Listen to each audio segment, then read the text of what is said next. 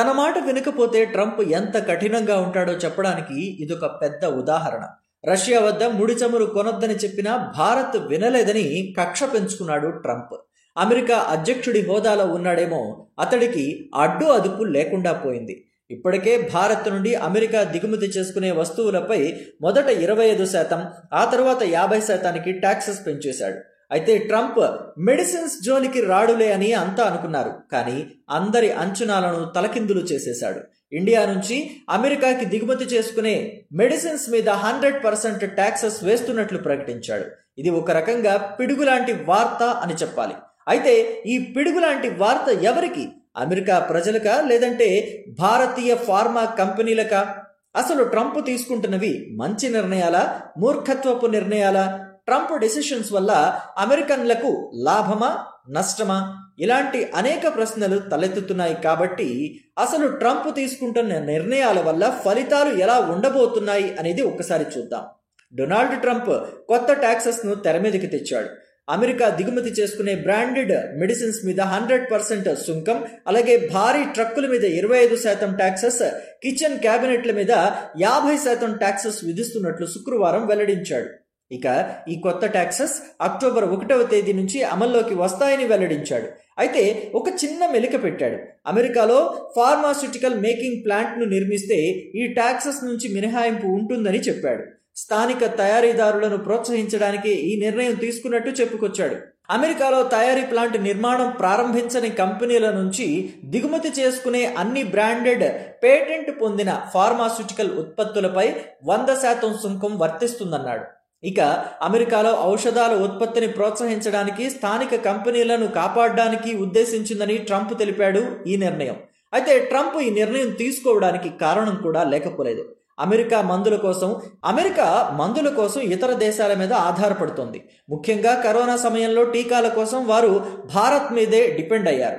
భవిష్యత్తులో ఇలా జరగకూడదు అంటే అమెరికాలో మెడిసిన్ మేకింగ్, మ్యానుఫ్యాక్చరింగ్ కంపెనీలు ఉండాలి. అందుకే ఈ డెసిషన్ తీసుకున్నాడు ట్రంప్. పైగా కంపెనీలు అమెరికాలో పెట్టడం వల్ల అక్కడి యువతకు ఉద్యోగాలు కూడా వస్తాయి. అయితే ట్రంప్ తీసుకున్న ఈ ట్యాక్సెస్ పెంపు నిర్ణయాన్ని pharmaceutical research and manufacturers of America తీవ్రంగా వ్యతిరేకిస్తోంది. ఎందుకంటే అమెరికాలో వినియోగించే $85.6 బిలియన్ విలువైన ఔషధాల్లోని 53% పదార్థాలు ఇప్పటికే అమెరికాలోనే తయారవుతున్నాయని, మిగతావి యూరప్, ఇతర మిత్ర దేశాల నుంచి దిగుమతి అవుతున్నాయని ఈ ఏడాది ప్రారంభంలోనే పేర్కొంది. కాబట్టి ఇంపోర్ట్స్ పై సుంకాలు విధించడం వల్ల ఔషధాల ధరలు పెరిగి సామాన్య ప్రజలపై భారం పడుతుందని ఆందోళన వ్యక్తం చేస్తోంది. అయితే ఈ టారిఫ్ల ప్రభావం మన మీద ఉండకపోవచ్చని నిపుణులు చెబుతున్నారు. ట్రంప్ అనాలోచితంగా ట్యాక్సెస్ వేయటం వల్ల ఆ భారం అక్కడి ప్రజల మీదే పడుతుంది. ఎందుకంటే అమెరికాలోని 45% మంది ప్రజలు మన భారతీయ ఫార్మా ప్రొడక్ట్స్ మీదే ఆధారపడి ఉన్నారు. కాబట్టి ఇప్పటికిప్పుడు టారిఫ్స్ పెంచి ధరలు పెరిగేలా చేయడం వల్ల నష్టపోయేది అమెరికన్లే. కానీ భవిష్యత్తులో అది అమెరికాకు లాభాన్నే చేకూరుస్తుంది. ట్రంప్ తీసుకున్న నిర్ణయాల వల్ల ఫార్మా కంపెనీలు అమెరికాలో తమ ప్లాంట్స్ను ఏర్పాటు చేయక తప్పని పరిస్థితి ఏర్పడుతోంది.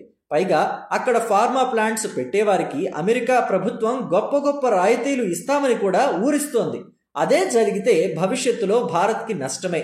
కారణం, ఇప్పటి వరకు ఏడాదికి భారత్ నుంచి అమెరికాకు 1,10,000 కోట్ల నుంచి 1,20,000 కోట్ల వరకు విలువైన మెడిసిన్స్ ఎగుమతి అవుతున్నాయి.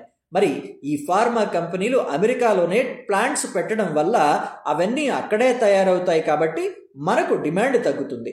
అయితే ముడిసరుకు విషయంలో అమెరికా ఆలోచన చెయ్యాలి. ఎందుకంటే మెడిసిన్స్ తయారీలో వాడే ముడిసరుకు భారత్లో పుష్కలంగా లభ్యమవుతుంది. భారతదేశ ఫార్మా ఉత్పత్తులకు అతిపెద్ద ఎగుమతి మార్కెట్ అమెరికానే. ఫార్మాక్సిల్ లెక్కల ప్రకారం 2024-25 ఆర్థిక సంవత్సరంలో మన దేశం నుంచి $27.9 బిలియన్ విలువైన ఫార్మా ఉత్పత్తులు వివిధ దేశాలకు ఎగుమతి కాగా, అందులో అత్యధికంగా 31% ఉత్పత్తులు అమెరికాకే వెళ్లాయి. ఆ ఉత్పత్తుల విలువ $8.7 బిలియన్. ఇక doctor Reddy's, Aurobindo Pharma, Zydus Life Sciences, Sun Pharma, Gland Pharma వంటి కంపెనీలు మొత్తం ఆదాయంలో 30-50% ఆదాయాన్ని అమెరికా నుంచే ఆర్జిస్తాయి. అమెరికా నుంచి వచ్చే ఆదాయంలో అధిక భాగం ఆయా కంపెనీలకు జనరిక్ ఔషధాలతోనే వస్తోంది.